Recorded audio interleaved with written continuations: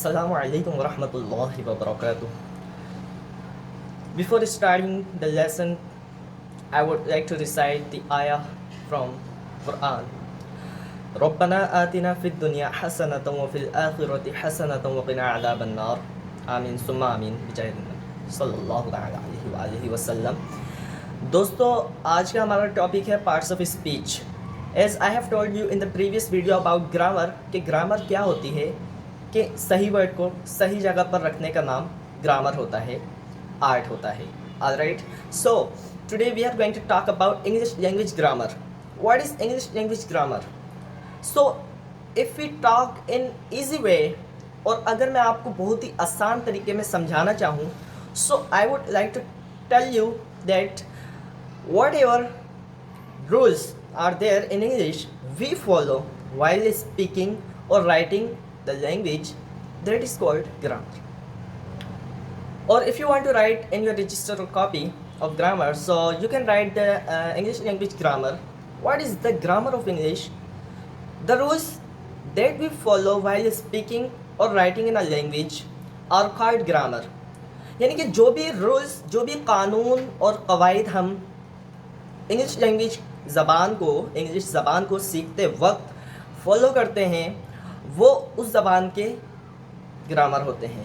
अब यहाँ पर जैसे प्रीवियस वीडियो में मैंने आपको बताया था कि they didn't specify any language, के हम इटालियन के बारे में बात कर रहे हैं, उर्दू के बारे में बात कर रहे हैं, हिंदी के बारे में बात कर रहे हैं, एनी लैंग्वेज। इन्होंने क्या कहा, किसी भी लैंग्वेज को जब हम सीखते वक्त रूल्स को फॉलो करते हैं और उस लैंग्वेज की ग्रामर होती है। ऐसे ही अंग्रेज़ी ज़बान जो है उसके अंदर ग्रामर को ये होता है कि जब हम कुछ बोल रहे होते हैं, उसमें कुछ लिख रहे होते हैं उस ज़बान में, इंग्लिश लैंग्वेज के अंदर, तो हम जो रूल्स फॉलो कर रहे होते हैं वो उस लैंग्वेज के यानी इंग्लिश लैंग्वेज की ग्रामर होती है।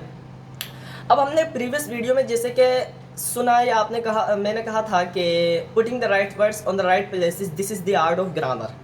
ठीक है, अब हमें फर्स्ट ऑफ ऑल ये पता होना चाहिए कि ग्रामर जो वर्ड है वो निकला कहाँ से।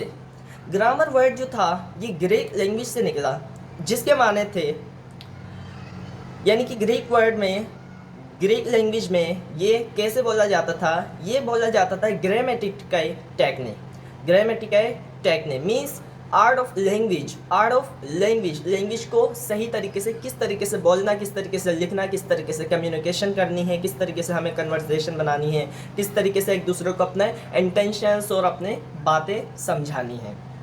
ठीक है, तो फिर जब अंग्रेज़ी के अंदर इसे लिया गया तो इसे ग्रामेटिकल टेक्निक को शॉर्ट कर कर अंग्रेज़ी में ग्रामर कर दिया गया, जिसके माने हैं the art of putting the right words on the right places.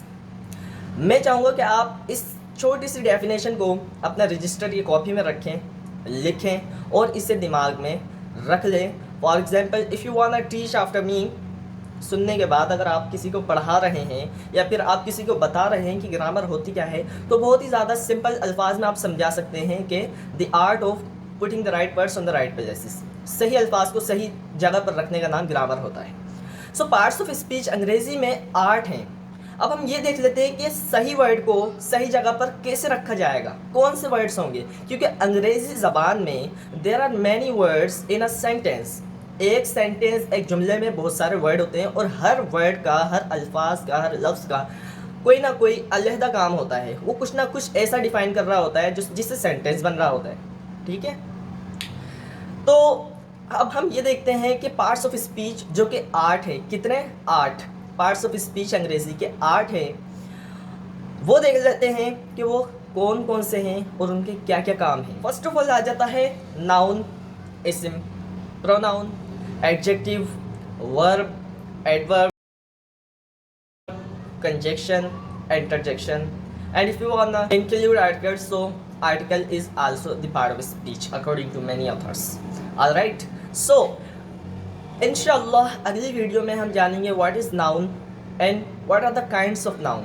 Alright, फिर प्रोनाउन, फिर सारी पार्ट्स ऑफ स्पीच को जब हम जान लेंगे तो हमें बहुत ज़्यादा बेहतरीन तरीके से अंग्रेज़ी, क्योंकि इब्तिदाई चीज़ है वो पार्ट्स ऑफ स्पीच से ही शुरू होती है अंग्रेज़ी की, उसी से फिर हम आगे ग्रामर, ये ग्रामर है, पार्ट्स ऑफ स्पीच अंग्रेज़ी की ग्रामर है, इसी के ज़रिए हम आगे अंग्रेज़ी बोल भी सकते हैं, लिख भी सकते हैं, जो रीडिंग कर रहे हैं वो समझ भी सकते हैं।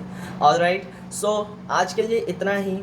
मुझे अपनी दुआओं में याद रखें। I am your English teacher Mohammad. अस्सलाम वालेकुम। Thank you.